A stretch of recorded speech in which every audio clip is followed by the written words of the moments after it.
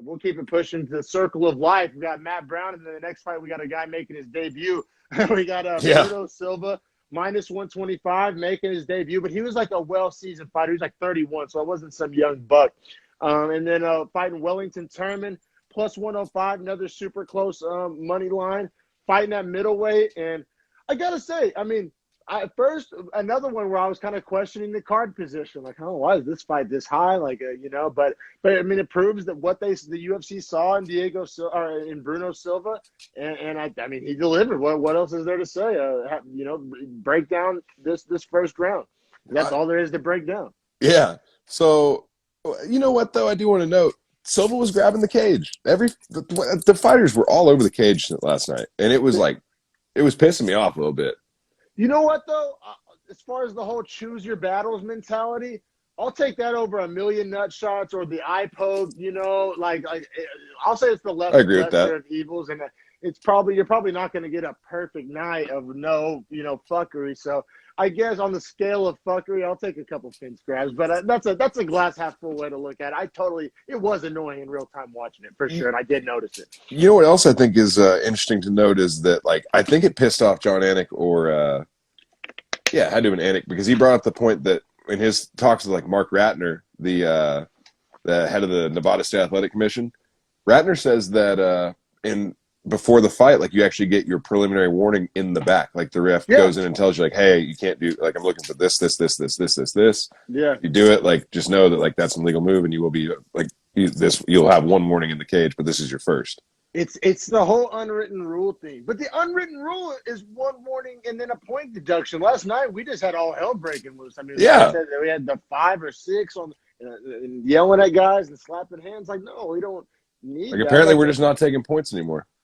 Yeah, which who nobody likes when points are deducted, but also I don't like when dudes cheat. Yes, that's what. Yeah, there still needs to be a way to hold people accountable, whether it's fun or whether it ends in awkward draws or whatever the fallout from it is. You can't just let that shit go unchecked. I feel you. I do feel you. But yeah, this was an exciting fight, man. Of the heaviest, cleanest ground and pound I've seen.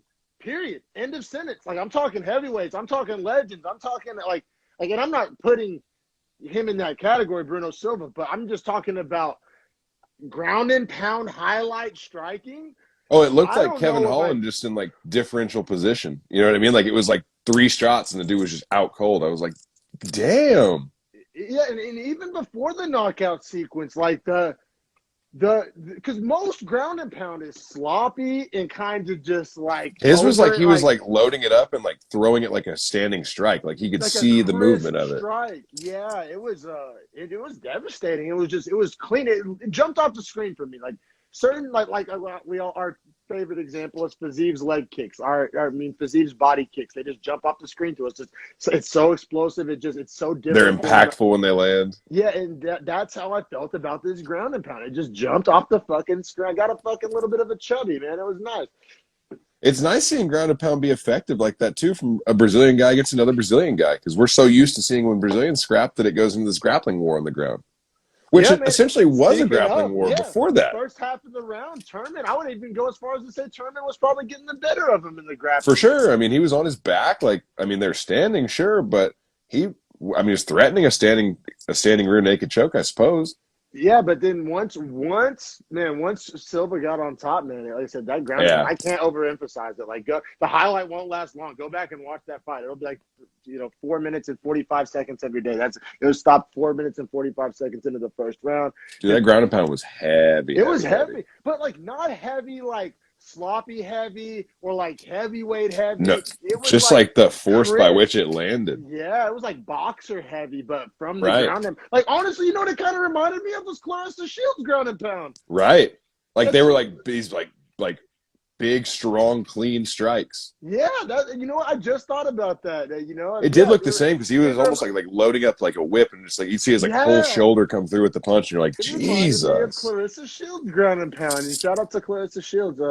Bruno Silva gets the win in his debut on the main card. I mean, to even be on a main card, granted, it wasn't the most stacked main card of all time, but to make the main card in your debut, then to get a huge bonus like that, and my laptop is fucking up. I don't know if he got the bonus. He may have. My laptop, I'm like literally Google Chrome is just telling me to go fuck myself right now. But anyway, yeah, so I'm not sure if he did get a bonus for it. But if not, like I said, there was a lot of competition for bonuses. I was Yeah. super impressed. What a fucking debut. I mean, I'm not saying Wellington Turman's a world beater, but I mean, for your debut on a main card that, I thought he did a lot for himself. I mean, I know I'm looking forward to the next Bruno Silva. The only thing is he needs like a better nickname. Like Bruno Silva, I was like, he made it his debut, and I was like, isn't there like 8 Bruno Silvas? Bro, that's what like, I thought. I was like, I yeah. swear to God, I've seen this guy fight. Like, what are we talking about? Yeah, but it's just the name. It's like, but that's like being named John Smith, but like the Brazilian version. You know what I mean? Right. Like, yeah. So that's just a super common name. But man, next fight, another just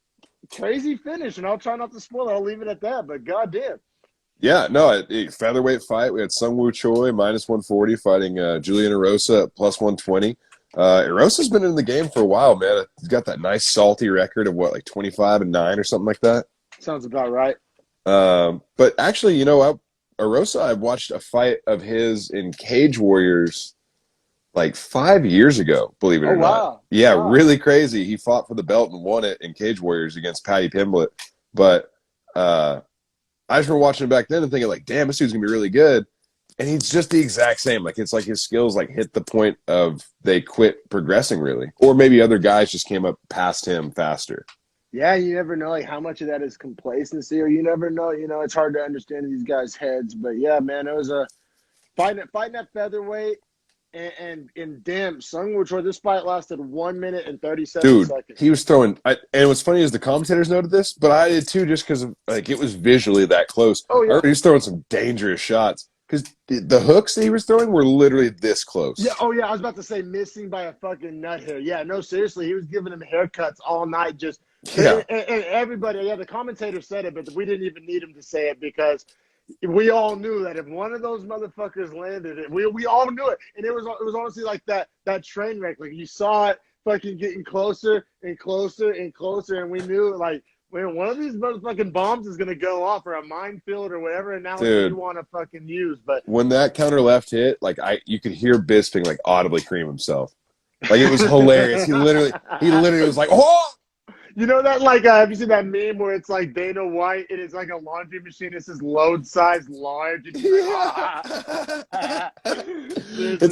because like, and then like they lost their shit. Him and Dominic Cruz were like, we were just talking about it. That left. Yeah. It's like, yeah, no, I saw it too, boys. But yeah, no, good call on that. But yeah, no, the left, it finally landed. It was almost like artillery, right? You got it zeroed in, or like a mortar. Yeah. You get like a mortar, yeah. And closer, and then it fucking landed right on the bunker, man, and it exploded. Yeah, no, and actually, so I said my internet's being sketchy. Not my internet, but my fucking computer. Anyway, I do know this one did get a bonus. Choi, so I don't know who the third bonus is, and I know the fight of the night, but Choi got performance of the night for this one, and well-deserved, because I said, in a night of explosive finishes and first round finishes and people getting slept, this one did kind of stand out from the pack, I gotta say. No, yeah, I would agree. You know what? I assume that Matt Brown got that other bonus. It was. Yep. Yeah. You're right. So we got Matt Brown, we got Seung Choi, and then we got the fight of the night that we'll get to. So those were the bonuses. Good call, you know what? Before we move on from this one, though, I do want to note that because there's not a whole lot we learned about Choi from this, right? Like it was pretty fast. Well, we learned he has good striking. He has real featherweight power, which isn't always a given in featherweight. Like a lot of featherweights rely on technique and cardio and wrestling. Like there's not a ton of featherweights with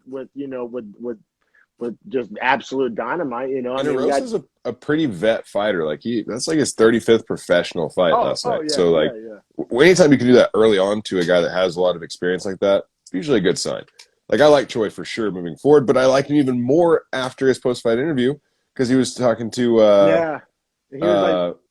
who was in their interview? Bisping, about how he wants to improve his English and shit. And I was like, this guy's awesome. Like, he understands branding and marketing. Yeah, every couple, like anything he could answer in English, he did. I think there was only one thing he needed the translator for that was kind of more off the cuff. But you could tell he had some kind of rehearsed stuff. But it's fucking badass, man. I've never rehearsed anything in Korean, and I gotta say though, there's something about Korean folks. Whenever they learn English, there's like no accent at all. Like Bro, I know. it's How do crazy. they do that? Like Vietnamese, Japanese, Chinese thick accents. When Korean folks learn English, it's fucking perfect. Like better than my English. Like Yeah, like they literally sound like they're from like the West Coast. Like they speak like really clear English. Seriously, yeah, it's like Korean. Them English teachers in Korea, they earning their paychecks for sure, man. But and you know, we have a long-standing military relationship with Korea. It kind of makes a lot of sense. We got military. Our cultures are kind of tied, so yeah, it makes sense. But yeah, big, big night for Korean fighters last night. And, well, that's the other thing I was going to say too, man. Is he gets this spot, has a performance like this. Well, of course, most of the Koreans are going to be watching because their number one guy is fighting.